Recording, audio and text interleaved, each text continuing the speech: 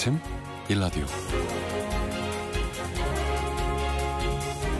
안녕하십니까. 오늘 아침 일라디오 아나운서 정은혜입니다. 광고나 홍보를 위해서 주변에 현수막 사용이 많은데요. 특히 선거철엔 눈 닿는 곳마다 설치되는 게 현수막이죠. 그러다 보니까 단기간 쓰고 버리는 현수막들이 엄청난 자원 낭비의 문제로 논란이 되곤 합니다.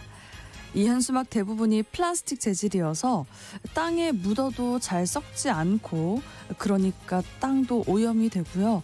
소각 처리할 땐 1급 발암 물질이 배출되고 있는 실정입니다. 최근 3년간 서울 내 폐현수막 평균 발생량만 186톤으로 이 중 절반이 매립이나 소각 처리된다고 합니다. 이게 다 대기오염과 우리 건강에 미칠 영향을 생각하면 정말 심각하죠. 급기야 서울시가 폐현수막을 수거하고 선별해서 재활용을 할 수 있는 전용 집화장을 시범 운영하고요. 자치구와 민간업체들의 참여를 위해서 폐현수막을 100%를 재활용하겠다고 합니다. 요즘 재활용 기술이 발전하면서 폐현수막을 원료로 내구성 있는 재활용 소재를 생산할 수 있다고 하니까요.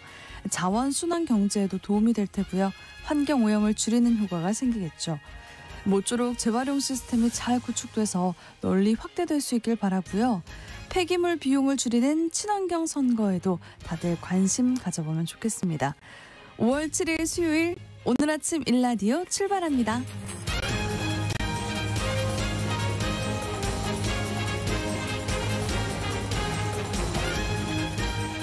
오늘 아침 일라디오, 이 시간은 물론 KBS 일라디오의 모든 프로그램은 유튜브 KBS 일라디오 공식 채널이나 모바일 콩 어플리케이션을 통해서 실시간으로 함께 하실 수 있습니다.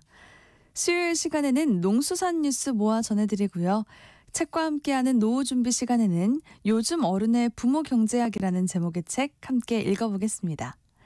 청취자 여러분들 참여하실 수 있는 오늘의 퀴즈 드립니다. 오늘 전 세계 이목이 집중된 차기 교황 선출 절차인 콘클라베가 시작되는데요. 총 70개국 133명의 추기경들이 이번 콘클라베에 참석하고요. 3분의 2 이상, 즉 최소 89명의 지지를 얻는 후보가 나올 때까지 투표를 진행하게 됩니다. 이 투표 기간 동안 참석자들, 추기경들은 외부와 철저히 격리되고요. 이곳은 휴대전화 통신도 제한된다고 합니다. 자, 문제입니다. 교황청이 있는 이곳, 이탈리아 로마의 도시국가인 이곳, 무엇이라고 할까요? 추첨을 통해서 농촌진흥청에서 제공하는 흑삼 세트를 한 분께, 향긋한 커피 드실 수 있는 모바일 커피 쿠폰 4분께 드리겠습니다. 방송에 참여하실 분들은요, 단문 50원, 장문 100원이 드는 유료 문자 샵 9730으로 보내주시기 바랍니다. 유익한 정보와 살아있는 이야기가 있습니다. KBS 오늘 아침 일라디오. 정부의 추경에도 불구하고 농축산업계가 여전히 부족하다는 입장을 내놓고 있다고 합니다. 그 이유가 뭔지 오늘 농수산 뉴스 시간에는 이 소식을 중심으로 전해드리겠습니다. 농어민신문 이진우 기자입니다. 안녕하세요. 네, 안녕하십니까? 네, 추경안이 정부가 낸 안보다 늘어난 걸로 알려져 있습니다. 농축산업계에서는 여전히 실망스럽다는 분위기라고요. 그렇습니다. 우선 추경안에 대해 좀 말씀을 드리면 이렇습니다. 정부가 낸 추경안보다 국회 검토를 거치는 과정에서 1조 6천억 원 정도 가량이 늘어나면서 최종 13조 8천억 원으로 확정이 된 바 있고요. 농식품부 예산, 소관 예산도 당초 1,150억 원보다는 979억 원이 늘었습니다. 그래서 총 2,129억 원이 된 건데, 이 말씀하신 대로 농축산업계에서는 여전히 실망스럽다, 이런 입장이 큰 상황입니다. 그렇군요. 이거 정부의 안보다 늘어난 상황인데도 불구하고 이렇게 부족하다는 이야기가 나오는 이유는 뭘까요? 이게 애초에 정부가 제출한 추경안을 보면 이렇습니다. 농식품부가 제출한 건데요. 공공배달앱 할인 지원 사업에 650억 원, 그리고 농축산물 할인 지원 사업에 500억 원 이랬었습니다. 그러니까 이게 직접적으로 농축산업을 지원하는 예산이 아니다 보니 이미 큰 반발을 샀던 바 있었고요. 네. 그래서 국회 검토 과정에서 무기질 비료 보조 지원 사업과 그리고 산불 피해 농민의 영농 재개를 위한 농기계, 임대 농기계 구매 지원 사업비, 그리고 또 송이버섯 대체 작물 생산 기반 시설 조성 예산이 반영되긴 했는데 이 외에 요구됐던 다른 예산들은 반영이 되지 못했던 겁니다. 그렇군요. 전기료와 관련된 내용이 빠져 있는 것도 문제라고요. 그렇습니다. 원래 예산 그러니까 이제 세금 혜택의 방식으로 반드시 반영될 것으로 봤던 게 도축장 전기요금 특별 할인 관련된 예산이었는데요. 이게 이번 추경에도 반영이 되지 못했습니다. 그리고 그간 지속적으로 이 전기요금이 인상되면서 추가 반영 요청이 있었던 게 농사용 전기요금 인상에 따른 차액 보전이 있었는데요. 이것도 빠졌습니다. 또 시설농가를 대상으로 한 면세유 유가 연동 보조금 한시 지급 지원도 요구가 됐었는데 앞서 말씀드린 이런 예산들 모두 이번 추경에 하나도 반영되지 않았습니다. 그렇군요. 그렇다 보니까 추경이 끝나자마자 차기 추경에 반영해달라 그런 요구가 있었다면서요? 그렇습니다. 이게 낙농과 관련된 건데요. 2023년에 정부가 원유의 용도별 차등 가격제를 도입을 하면서 국산 원유 구매를 확대하겠다 이런 계획을 내세운 바 있었는데요. 이어 필요한 예산을 낙농업계에서 계속 요구를 해왔었습니다. 그런데 이번에도 최종 추경에는 포함되지가 못했는데 2026년이면 FTA와 관련된 관세가 철폐되는 마당이다 보니까 차기 추경에 곧바로 반영을 해달라 이런 요구가 지금 나오고 있는 겁니다. 특히 앞서 말씀드린 내용에서 아시다시피 전기와 관련된 것들이 많다 보니까 특히 축산업계에서 실망이 큰 것 같습니다. 네, 낙농과 관련된 소식이 나와서 말인데요. 내일부터 일주일간 대규모 우유 할인 행사를 진행한다고요? 그렇습니다. 우유자주공관리위원회하고 농협경제주의 축산경제가 공동으로 8일부터 14일까지 7일간 농협유통과 농협 하나로 유통 62개소 판매장에서 대규모 우유 할인 행사를 진행한다고 합니다. 이번 할인 행사는 국산 우유 인증 마크, 그러니까 K-밀크가 부착된 흰우유 제품을 구매하시면 20% 이상 할인된 가격이 적용된다고 하는데요. 특히 소비자들께서는 매장별도 할인까지 포함해서 할인을 받을 경우에는 최대 40% 할인된 가격으로 구매할 수도 있다고 합니다. 네, K-밀크라는 게 국산 우유를 사용했다는 걸 표시하는 거라는 건가요? 그렇습니다. 이게 국산 우유 인증 마크라고도 하는데요. 100% 국산 원료를 사용하고 또 제품 용량 중에 우유 원료 함량이 50% 이상인 경우 그리고 또 인증 심사 결과에 부적합 등이 없는 경우 이 세 가지 요건을 모두 충족해야 붙일 수 있는 마크입니다. 이 낙농유구협회와 우유자주공 그리고 국내 유가공업체가 함께 국내산임을 보증하는 것이다 이렇게 보시면 될 것 같습니다. 네. 그리고 행락철을 맞으면서 돼지고기 가격이 조금 오르고 있다라는 소식이 있습니다. 얼마나 오른 상황인가요? 이 축산물 품질 평가원이 조사한 돼지 탕박 기준 4월 경락 가격은 킬로그램당 5,651원을 기록을 했습니다. 이 3월 평균 가격이 5,345원이었던 거 비교하면 한 5.7% 정도 상승한 것이고요. 지난해 4월과 비교하면은 15% 정도 오른 상황입니다. 일단 공판장에서 경락되는 돼지 마리수가 12% 넘게 줄었다는 점이 있겠고요. 전반적으로는 김장철을 지나면서 떨어졌던 돼지고기 도매 가격이 봄철을 맞으면서 올랐다가 여름이 지나면서 다시 떨어지는 그런 경향을 나타내기도 합니다. 네, 이 경락 가격이 일반 육가공업체와 돼지를 거래할 때 기준 가격으로 작동하는 건가요? 그렇습니다. 이게 100% 똑같이 적용되는 건 아니지만 거의 준용된다 이렇게 볼 수 있기 때문에 기준 가격을 역할을 하는 것은 맞습니다. 그러다 보니 공판장에서 거래되는 돼지 마리수가 많으면 많을수록 기준가로서의 역할을 톡톡히 할 텐데 경락 마리수가 점점 줄어들고 있다는 점도 지금 문제점으로 제기되고 있는 상황입니다. 네, 대표성을 지닐 정도로 많은 마리수가 경락되지는 않는 건가요? 그렇습니다. 이게 도매시장 그러니까 돼지가 도축된 후에 상장을 거쳐서 경매를 통해 가격이 매겨지는 마리수의 이 비율이 2016년에는 6.5% 정도였습니다. 그런데 지난해는 3.6%까지 떨어지는 상황입니다. 그러다 보니까 이 3.6%밖에 안 되는 돼지 경락 가격이 전체 돼지 도매 가격을 결정할 수 있느냐는 대표성 문제도 지금 제기가 되고 있기도 합니다. 네, 실제 물량이 많진 않군요. 그렇습니다. 그래서 경매를 거치지 않는 물량, 이걸 이용 도축 물량이라고 하는데요. 이용소축 물량 중에 일부를 경매로 돌려서 경매를 하자 이런 이야기도 있고요. 또 일반 농산물에서는 이미 활용하고 있는 정가 수입 매매를 시범적으로라도 도입을 하자 이런 이야기도 있습니다. 그리고 이제 양돈 농가에서 생산비가 이렇게 들었으니까 이 가격에 좀 사가라 이렇게 해서 이게 받아들여진다 그러면은 농가 입장에서는 제일 좋겠지만 그러기도 어려운 상황이라서 그래서 이 거래 가격으로 활용할 수 있는 기준은 매우 중요한 기준이라고 하겠습니다. 네, 농수산 뉴스 살펴봤습니다. 농어민신문 이진우 기자님 잘 들었습니다. 고맙습니다. 감사합니다.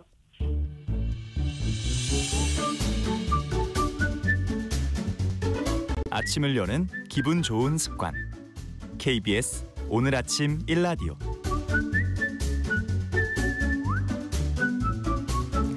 지금 대한민국이 직면한 문제를 꼽으라고 하면 저출산 고령화가 가장 큰 고민거리라고 봐야겠죠. 모든 인구가 인구 변화와 맞물려서 미래에 대한 불안감을 키우고 있는데요. 하지만 위기는 잘만 관리하면 기회가 될 수 있다고 하죠. 오늘 책과 함께하는 노후 준비 시간에는 초고령화가 새로운 비즈니스 기회가 될 수 있다고 얘기하는 요즘 어른의 부모 경제학이란 제목의 책 함께 읽어보도록 하겠습니다. 미래에셋 투자와 연금센터 김동엽 상무님 나오셨습니다. 안녕하세요. 네, 안녕하세요.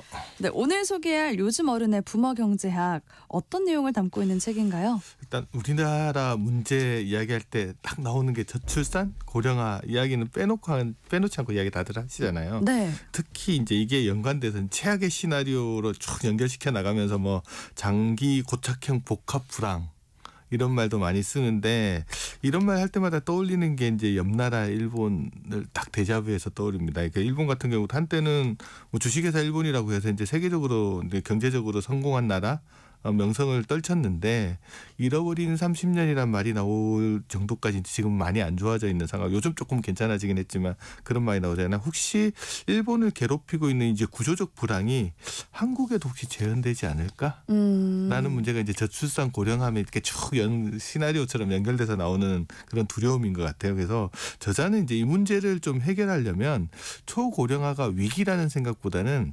초고령화가 가져다 줄 비즈니스 기회에 혹시 더 많이 주목하는 게 좋지 않을까 이런 이야기를 합니다. 위기를 기회로 좀 생각해보는 시간인가요? 인구 감소를 대리 이제 성장의 기회로 좀 발전시키는 이제 코페르니쿠스적 발상 전환을 좀 해보자는 건데 저자는 이제 이 같은 전환을 일어날 인구 집단으로 이제 70년대에 태어나서 90년대에 사회로 진출했던 X세대. 를 좀 주목하고 그들은 이제 요즘 어른이라고 좀 지목을 하고 있습니다. 그래서 이들을 요즘 어른의 이제 새로운 소비 욕구를 분석해서 과거의 소극적이고 폐쇄적인 시니어 마켓하고는 조금 다른 새로운 경제학, 부모 경제학이라는 것들에 대해서 새로운 개념들을 이제 도출해내고 있습니다. 네. 그럼 이 책을 쓴 저자 전영수 작가는 어떤 분인가요? 전영수 작가님은 이 분야 연구하시거나 관심 있는 분 한 번은 부딪히게 되는 작가인데 저자는 이제 인구 통계와 세대 분석으로 이제 한국 사회 변화를 읽어내는 대표적인 사회 경제학자라고 보시면 되고요. 현재 이제 한양대 국제대학원에서 이제 지속가능 경제학과 교수로서 재직하면서 이제 후학을 양성하고 있는데 저자가 이제 관심 많이 갖는 분야가 뭐냐면 초고령 사회 진입에 따른 환경 변화.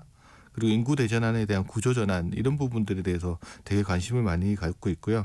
현재 이제 기획재정부, 국토교통부, 고용노동부, 서울시, 감사원 등에서 이제 인구 관련 자문 전문위원으로 활동하고 있습니다. 저서를 보면 인구 감소, 부의 대전환, 대한민국 인구 트렌드, 한국이 소멸한다, 소멸 위기의 지방 도시는 어떻게 명품 도시가 되어가나 등이 있습니다. 네. 우리 사회 문제 중에 저출생 그리고 고령화를 짚으셨습니다. 둘 다 심각한 문제인데 저자는 둘 중에 어느 것을 더 심각한 문제로 보고 있습니까? 한 몸처럼 느껴지시는데 네. 떼서 말하자면 저자는 이제 고령화 쪽에 조금 더 무게를 두고 있다라고 보시면 될 것 같고요. 이제 공포는 이제 저출생이 먼저 느껴지는데 시간차가 있는 것 같아요. 그래서 충격이라는 것들은 초고령화가 먼저 좀 가져오는 것 같다라고 이야기를 합니다. 네. 0.7명대 출산율 하면은 막 되게 무섭잖아요. 맞아요. 하지만 실제적으로 이게 우리한테 영향을 미치는 거는 약간은 더 먼 미래의 일이기 때문에 현실적으로는 조금 덜 다가오거든요. 근데 고령 인구 1,000만 명을 이제 돌파를 했기 때문에 이거는 당장의 문제처럼 여겨져야 된다는 겁니다. 그래서 저자는 이제 한국 사회가 당면한 이슈는 저출산보다는 이제 초고령화 문제에다 조금 더 관심을 더 많이 가져야 되지 않을까? 그런데 이제 저출산이라는 문제 우리가 좀 돈도 많이 쓰고 뭐 이렇게 대책은 세우는데 결과는 별로 좋지 않잖아요. 이렇게 헤매고 있는 사이에 고령화는 어느 틈엔가 우리 사회에 혹 들어와 있는 네. 상황이라고 이야기를 합니다. 그래서 당장 20년, 40년은 한국 사회를 뒤흔들 대형 주제는 초고령화라는 것들이 이제 저자의 생각인 것 같고, 초고령화를 이제 이렇게 난관으로만 보지 말고 난관을 돌파할 에너지로 쓰는 게 중요하다라고 이야기를 합니다. 네. 난관을 돌파할 에너지. 그래서 초고령화를 위기가 아닌 기회로 삼자, 그런 말이 정말 흥미로운데 구체적으로 어떤 의미가 담겼습니까? 뭐 급격한 인구 변화 같은 건 이미 시작됐고, 뭐 앞으로 그 변화로 인한 충격들은 대거 거세질 전망인데, 그렇다면 이제 수성보다는 공격이 필요하다는 게 이제 저자의 생각인 것 같고, 네. 이 저자의 이런 생각들을 이제 대변하는 말을 이제 영어로 표현하면 피벗 투 시니어라는 거. 그러니까 피벗이 이제 어떻게 전환 축이잖아요. 회전축 같은 겁니까? 시니어를 향해서 이제 좀 전환을 해야 된다. 이 피벗 전략을 가장 많이 이제 우리가 보여주고 있는 게 뭐냐면, 유아 시장에서 노인 시장으로 피벗 전환 전략을 좀 가져가야 된다라는 거고요. 그 피벗 전환의 유형은 이제 크게 3가지 정도로 이제 저자는 꼽고 있는데, 네. 첫 번째가 이제 새로운 노년 시장에 신규로 진입하는 겁니다. 기존 사업하고는 별도로 이제 새로운 사업에 이제 출사표를 던지는 건데, 최근에 길거리 가다가 이제 좀 주목을 해보면 나오는 것 중에 눈에 요즘 많이 띄는 게 요양원, 요양병원 같은 건 눈에 도심지에서 많이 띄잖아요. 최근에 이제 건설사, 금융 뭐 이런 회사들이 시니어 주택이나 이런 요양원 사업에다가 신규 진출 되게 많이 합니다. 그렇군요. 그래서 근데 이런 신규 진출 전략 같은 경우는 되게 좀 바람직하긴 하지만, 어떻게 보면은 안 하던 일을 해야 되는 거기 때문에 위험이 좀 상당히 크다라고 할 수 있습니다. 그러면 다른 방법으로 피벗 유형이 뭐가 있냐 그러면, 그냥 기존 라인에다가 제품을 하나 추가하는 거 정도? 라는 겁니다. 보통 보면 이제 간병 제품 같은 것들이 이미 나와 있잖아요. 간병 식품 같은 것도 되게 많이 나와 있는데, 네. 이거를 조금 세분화해 가지고 뭐 간병 식품을 당뇨식, 뭐 감염식, 뭐 예를 들어서 환자식 이렇게 좀 세분화해 가지고 라인을 조금 늘려나가는 방식. 이런 네. 것들이 요즘 일본 아사히 식품이나 아니면 이제 니토리 같은 회사들이 이런 식으로 해서 조금 세분화해서 기존 라인에다가 제품을 좀 추가하는 거 형태로 나가는 방법이 있고요. 기존 제품을 조금 일부 수정을 해가지고 시니어의 불편, 불안, 불만 같은 거를 좀 낮추는 전략들을 쓰는 건데, 대표적인 게 이제 유니버설 디자인이라고 해서 보통 시니어 전용 제품이 아니고 젊은 사람하고 시니어들이 같이 쓸 수 있는 형태의 디자인들을 해 나가는 거. 그런 식으로 해서 이제 젊은이와 고령자가 모두 만족을 표시할 수 있는 그런 형태의 제품들을 공략하는 거. 그게 이제 기존 제품 수정 전략 같은 것들이 있습니다. 그렇군요. 하지만 피벗 투 시니어, 그게 말처럼 쉬운 일은 아닐 것 같은데 어떤가요? 그렇죠. 이제 모든 게 말대로만 되면 상당히 좋을 텐데, 네. 피벗 전략에 전략하려면 이제 뭐 그 과정에서 상당히 많은 시행착오 같은 것들을 거쳐야 할 거고, 네, 그래야 될 것 같아요. 특히나 이제 우리한테 좋은 거는 우리보다 앞서서 이 초고령 사회를 경험한 일본이라는 나라가 우리보다 앞서 있다라는 게 이제 좀 좋은 건데, 일본 사례들을 한번 보게 되면, 일본도 이제 30년 전에 이제 단카이 세대나 이런 데 은퇴하기 시작하면서 실버 시장에 대해서 되게 낙관론을 크게 가져갔어요. 왜냐하면 첫 번째, 고령자가 한 3천만 명 정도 되니까 인구 규모가 일단 크잖아요. 그렇죠. 그리고 그들이 일본 가계 자산의 한 70% 정도를 독점하고 있다고 하니, 뭐 이것만 해도 되게 규모가 큰 시장이니까 여기에서 뭐를 해도 성공할 거다라는 낙관론 같은 것들이 지배적이었는데, 네. 근데 절대 다수 기업들이 그래서 이제 시니어 마켓을 막 공략하고 이렇게 했었는데, 성공보다는 실패가 일반적. 이었던 거예요. 그래요. 뭐 참패까지는 아니더라도 이제 시니어 시장 들어갔다가 뜨거 하고 이제 매운맛을 보고 나오는 기업들이 되게 많았습니다. 이게 왜 그러냐 그러면, 치밀한 계산 없이 그냥 노인들은 이럴 거야. 노인이 관심사 이럴 거야라는 식으로 그냥 들어간 겁니다. 그리고 제품군도 보면 다양하게 느끼는 게 아니고, 뭐 사회보장이나 간병, 뭐 해외여행 같은 한정된 분야에만 좀 집중해서 나가면서 이제 다양한 욕구를 가진 시니어 집단을 이제 다 포괄하지 못하고 그냥 그 간념적인 개념에서 시장을 공략하다가 실패했던 게 되게 많은 것 같습니다. 그럼 조사나 계산 없이 그렇게 진행했나 보네요. 그렇습니다. 그리고 특히나 이제 일본 노인들 하면 아까 말씀드렸듯이 되게 부자로 많이 알려져 있잖아요. 네. 근데 모두가 알고 있듯이 좀 그렇다고 알고 있는데 일본 가계금융재정백서 이런 것들을 보면 일본 금융자산이 일본 가계가 보유한 금융자산이 2,000조 엔 정도 되거든요. 아. 그중에 60%를 노인들이 점유하고 있다고 합니다. 그래요? 몰랐어요. 엄청나죠. 네, 특히 엄청나네요. 우리나라랑 좀 다른 면은 뭐냐면 우리나라는 가계 순자산의 77%가 부동산이거든요. 그렇죠. 근데 일본도 우리는 부동산이 많다라고 생각했는데 제 자료 보고 깜짝 놀랐던 게 일본은 그렇게 높지는 않아요. 얼마예요? 부동산 차지하는 비중이 한 43% 정도 됩니다. 아, 43%. 그러니까 절반 이상은 금융자산으로 가지고 있다라는 거고 그러네요. 고령자들도 똑같으니까 언제든 꺼냈을 수 있잖아요. 금융자산이. 금융자산이 부동산하고 다른 게 언제든지 마음껏 쓸 수 있기 때문에 기업들 입장에서는 그 인구수도 많고 그 돈을 다 꺼내 쓰기 시작하면 시장 규모도 되게 클 거다. 라고 네. 생각했는데 생각했던 것보다 씀씀이가 못 미치는 것 같아요. 그러니까 많이 안 쓰시는 거죠? 그렇죠. 돈은 있는데 안 쓰는 거죠. 소비 여력도 있고 네. 시간도 많잖아요. 근데 결정적으로 소비를 할 의욕 자체가 부족하다는 게 일본 노인들이 가지고 있는 문제. 심지어는 이제 연금을 받는 분들도 저축을 하는 거예요. 아, 그래요? 그래서 이제 도대체 이분들이 왜 돈을 안 쓸까라고 생각을 해서 이제 분석을 해봤더니 처음엔 그 원인도 몰랐어요. 그래서 시니어 마켓에서 계속 실패하면서 그 원인을 분석해봤더니 사람들이 돈을 안 쓰는 이유는 소득이 없이 오래 살 거를 염려하는 거예요. 아, 그러니까 돈을 좀 아껴 써야겠다라는 생각을 하시는 건가 봐요. 실질적으로 연구를 해보면 수명 연장하고 전략 성향이 비례한다는 연구 결과들이 나와요. 그래서 저는 이걸 무슨 생각했냐 그러면 자린고비 같다. 자린고비가 굴비가 없어서 못 먹는 게 아니고 그렇죠. 굴비가 없어질까 봐 못 먹는 거잖아요. 그렇잖아요. 네. 네. 일본 어르신들도 비슷한 것 같아요. 돈이 없어질까 없어서 봐 쓸 수 없다. 돈이 없어서 안 쓰는 게 아니고 돈이 없어지면 어떡하나라는 두려움 때문에 못 쓰는 거예요. 네. 그래서 이제 저축을 오히려 늘려나가고 소비를 기피하는 현상들이 일어나는 원인들은 요 불안함을 달래지 않으면 해결되지 않을 것 같다는 생각들을 하는 것 같습니다. 그렇군요. 근데 하지만 그냥 포기하기에는 이 시니어 시장 규모 너무 크잖아요. 그렇죠. 아까 말한 인구수가 많잖아요. 그래서 연령대별 좀 봤더니 75세 이상 인구가 2천만 명을 넘는답니다. 와. 일본은 이제 75세를 전후로 65세부터 74세까지 정기 고령자, 75세 이후로 후기 고령자라고 하거든요. 네. 아무래도 75세가 넘어가기 시작하면 조금씩 아프기 시작하잖아요. 그렇죠. 그런 75세 후기 고령자가 2천만 명을 넘고 65세 이상까지 포함하면 한 3,700만 명 정도 된다라고 하는데 그러면 이제 10명 중에 서너 명은 60세 이상 그룹에 속하는 거잖아요. 네.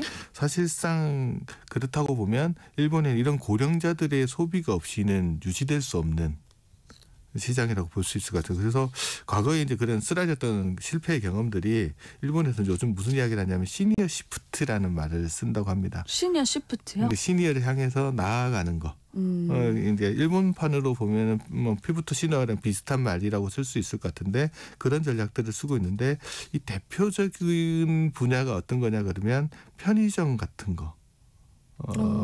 를 한번 들여다볼 수 있을 것 같아요. 예를 들면 편의점 하면 편리를 파는 거잖아요. 그렇죠. 편리를 사는 고객은 대부분 우리 편의점 하면 청년 고객들을 떠올리거든요.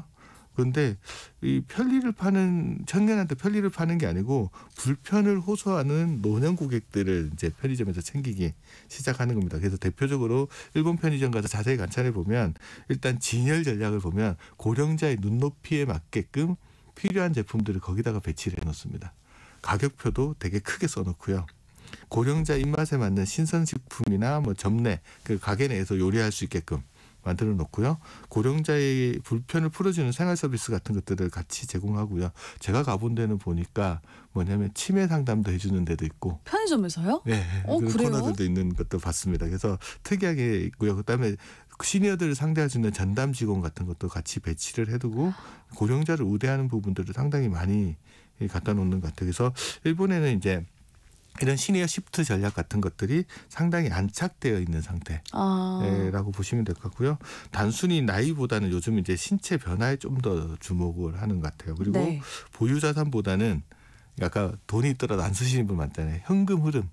매달 따박따박 나오는 현금 흐름에 훨씬 더 주목해서 이제 소비 행태들을 분석하는 것 같고, 그다음에 노년에 특화를 내세우기보다는 현역을 조금 연장해서 노년하고 같이 쓸 수 있는, 아까 유니버설 디자인 같은 그런 것들에 대한 관심을 많이 갖는 것 같습니다. 네. 그래서 그 실패 경험으로 정말 시니어가 원하는 게 뭔지 잘 계산한 사례네요. 그렇습니다. 그런 네. 일본 사례를 이렇게 저희가 참고를 해서 우리나라도 시니어 시장을 좀 더 세분화해서 들여다보고 또 공략을 해야 성공할 수 있겠다라는 생각이 들어요. 저도 보면서 이제 시니어 시장을 보통 보면은 하나의 덩어리로 보거든요. 덩어리로요? 예, 큰 덩어리 하나로 보는데 가만 생각해 보면 65세부터 100살 사이의 인구를 하나의 덩어리로 보고 똑같은 니즈나 색채를 가지고 있다라고 보는 거는 아무래도 틀린 생각 같아요.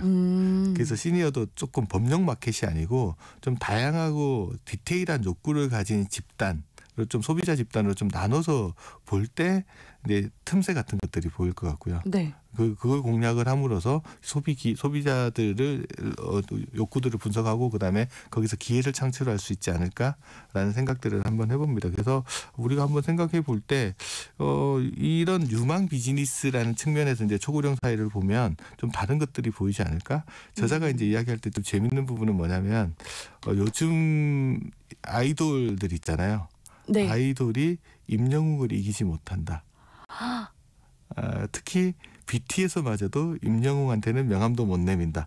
이 BTS 팬들 입장에서 보면 이상한 이야기라 들을 것 같지만 네. 인구 구조를 분석해 보면 전혀 특이한 게 아니에요. 예를 들면 10대 인구가 지금 현재 463만 명 정도 되거든요. 네. 네. 그런데 50대 인구가 1,000만 명이에요. 그 숫자로 이길 수 없는 거고. 일단 2배가 되는 거잖아요. 네. 음원 서비스 월 이용 시간을 한번 보면은 50대가 20억 분을 쓰는데 10대 같은 경우 13살부터 18살 10대가 11억 분 정도를 쓰니까 그것도 2배 정도 되는 거잖아요. 엄청난 차이네요. 그러니까 임영웅을 웬만해서 이기기가 쉽지 않은 거죠, 아이돌들이. 그래서 인구의 그들이 이제 소비까지 분석해 보면 시장이라는 게 좀 달라 보일 수 있겠구나라는 생각을 한번 해봅니다. 네. 그래서 죄송합니다. 저자는 요즘 어른을 개띠 3인방으로 구분을 해서 설명하고 있다고요. 개들 이야기 하시려고 목소리가 힘드신 건. 우리나라 이제 베이비붐 세대라면 1955년부터 1974년까지 한 20년에 걸쳐 있는 세대인데 한 1,700만 명 정도 됩니다. 근데 저자는 이걸 조금 더 넓게 봐서 연간 출생아 수가 80만 명이 넘는 것들을 한번 뽑아보니까 1954년부터 1982년까지를 꼽을 수 있는데 이거 조금 넓은 범위니까 이제 베이비부머보다 조금 넓다고 해서 준 베이비부머, 준 부머 세대라고 하는데 그게 한 2,800만 명 정도 되거든요. 그러면 이제 그 세대를 크게 나눠 보면 첫 번째가 이제 개띠로만 나눠 보게 되면 첫 번째 세대가 58년 개띠가 있습니다. 네. 처음으로 우리나라 인구가 100만 명이 넘게 태어났다는 데가 58년 개띠라고 이야기들을 하는데 58년 개띠를 이제 규정 짓는 말 중에 뭐가 있냐 그러면 후진국, 역동성, 남성화 이 과정을 거쳐서 고도 성장기를 거쳤고요. 이때 당시만 하더라도 남녀 차별이 조금 있었고 또 기업들이 이제 복지를 조금 찾기 시작했고 인구 폭발이 일어나던 시기. 다시 한마디로 보면 남성 중심의 중후장대형 근육 산업들이 일어났던 시기라고 보시면 될 것 같습니다. 네. 이들이 이제 40대 중반까지 대한민국 경제가 5에서 15% 가까이 압축 성장을 했던 시대이기 때문에 이들은 성장하는 것들을 온몸으로 느끼면서 살았던 세대예요. 그런데 그들이 노후에 딱 접어든 순간 저성장으로 들어서면서 2에서 5% 성장을 하면서 축소 경제로 접어들기 시작했고요. 그래서 어쩔 수 없이 노년이 됐는데도 근로를 해야 되고요. 이제 나이가 들면서 병을 가지고 유병노후라는 말들 이런 표현들을 쓰는 게 58년 개띠 그룹이라고 보시면 됩니다. 그다음에 두 번째 개띠 그룹이 뭐냐면 거기서 12년을 더하면 70년 개띠가 나오거든요. 저희 엄마도 70년 개띠세요. 그러세요? 저랑 비슷한 연배시네요. 이게 이제 70년 개띠들은 이제 그때만 이제 후진국에서 이제 개발도상국으로 이제 도약하는 시기잖아요. 네. 그래서 그다음에 남녀 차별이 아니고 이제 어느 정도 중성화가 이루어진 시기라고 볼 수 있습니다. 그래서 역동성은 좀 줄어들었지만 어느 정도 도약성은 유지하고 있는 상태고요. 두 자리 경제 성장률은 사라졌지만 이대로 가면 이제 수명 연장, 인구 감소라는 미래 압박에 좀 노출되는 세대. 이때 기억나는 게 핵가족화, 치맛바람, 고학력화, 취업난, 뭐 가족 분화 이런 것들 있고요. 이 70년 개띠들이 느끼는 가장 핵심적인 겁니다. 집값 폭등에 대한 마음가짐이 좀 달라요. 한편으로는 좀 안도하고요. 집을 가지고 있는 사람 입장에서는. 네. 다른 한편으로는 한숨을 짓죠. 집에 대한 집을 가지고 있느냐 아니냐에 좀 차이가 많이 나는 것 같고요. 곧 맞이할 이제 환갑이 다가오잖아요. 네. 정년 연장이나 복지 축소에 대한 우려 같은 것들을 가지고 있는 게 이제 70년 개띠라고 보시면 되는데 마지막은 이제 거기서 또 12년을 더하면 82년 개띠. 네. 82년생 하면 뭐가 떠오르세요? 82년생 김지영. 아, 그렇죠. 그렇죠. 영화나 소설도 유명한데 그래서 김지영 씨가 개띠였구나 생각을 하게 됐는데 이분들 지금 40대 초반일 거고요.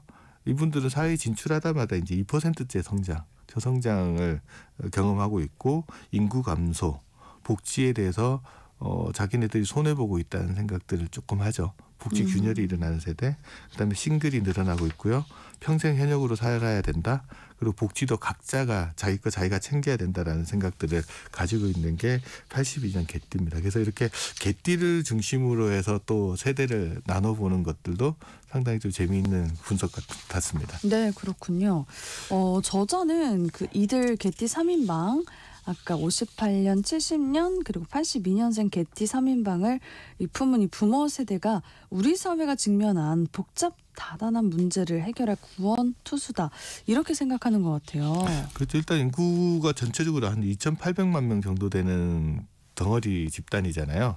그래서 이 모든 사회 문제들을 여기서 다 찾아볼 수 있을 것 같은데 최근에 보는 거 보면 이제 이런 세대들을 쳐다보면서 우리나라의 문제는 뭐냐면 일단 출생률이 감소하면서 노동이 감소하고 노동이 감소하면 소득이 저하되고 소득이 저하되면 소비가 억제되고 소비가 억제되면 물건이 안 팔리니까 매출이 줄어들고 그럼 국가가 세금이 덜 거치니까 재정이 부족해지고 재정이 부족해지면 복지 파탄이 일어나고 그래서 또 다시 어려워지니까 가족을 만들지 않는 가족 포기 현상이 일어나고 이런 악순환 같은 것들이 일어나지 않을까라는 생각들을 하게 되는데 그 해결책들이 있지 않을까? 그럼 어떻게 이런 문제들을 해결할까라고 했을 때 크게 한 5가지 방법이 있다라고 이야기를 합니다. 첫 번째는 후속 세대의 출산율을 반전시키는 거죠.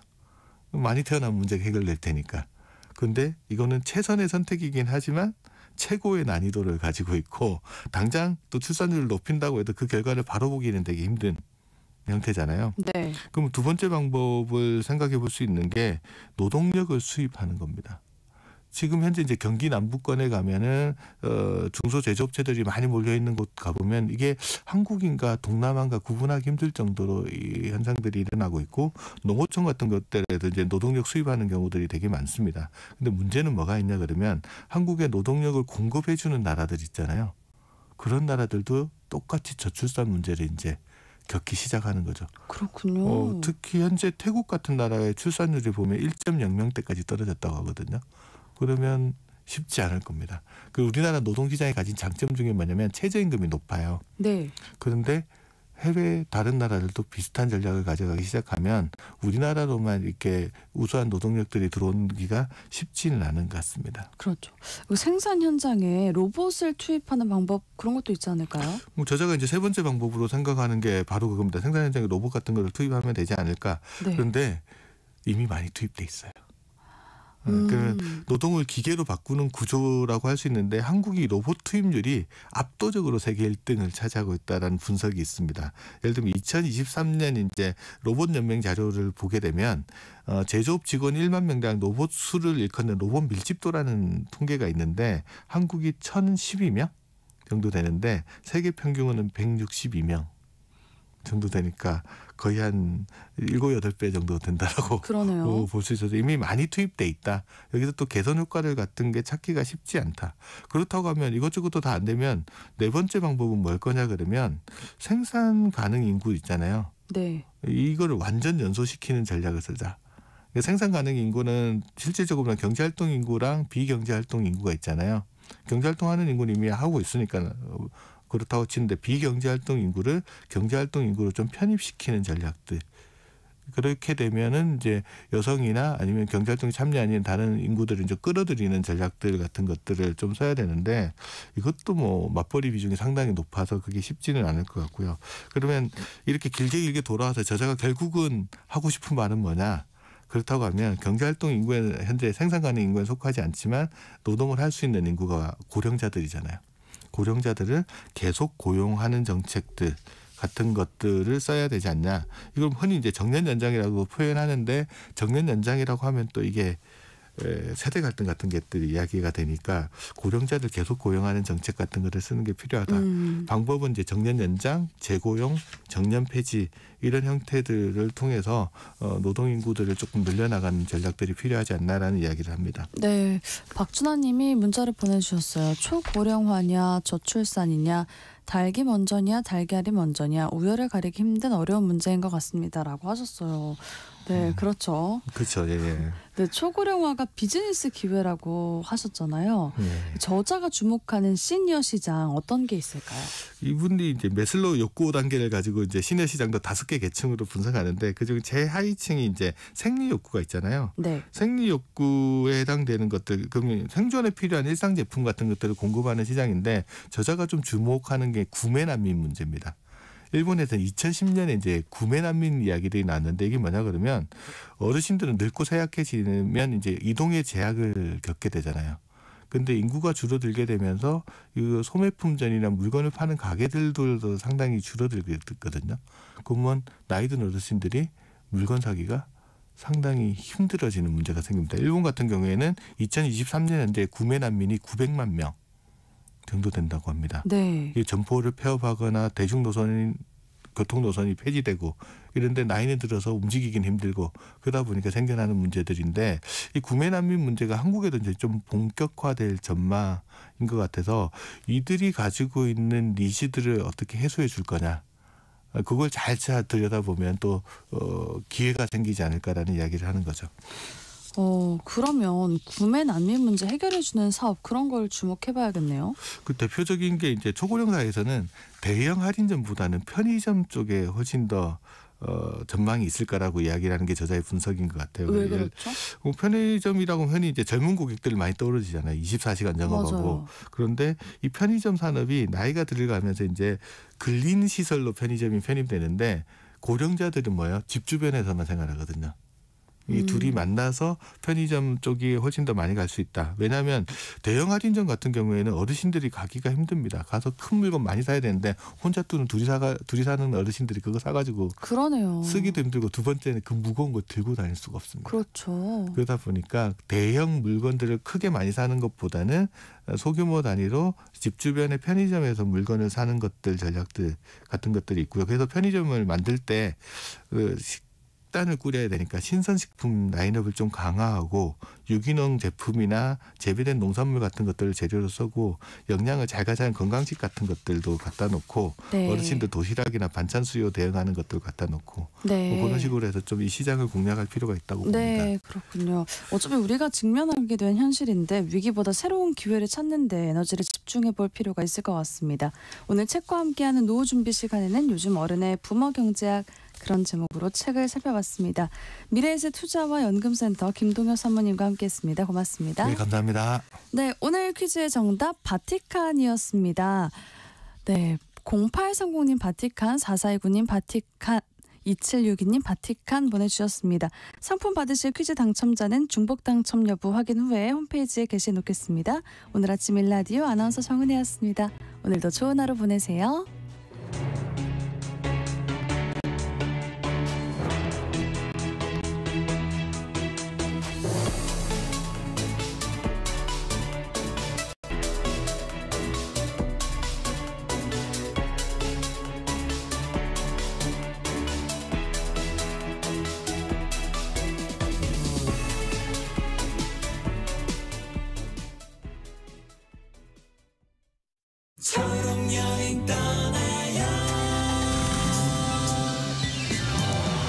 발달장애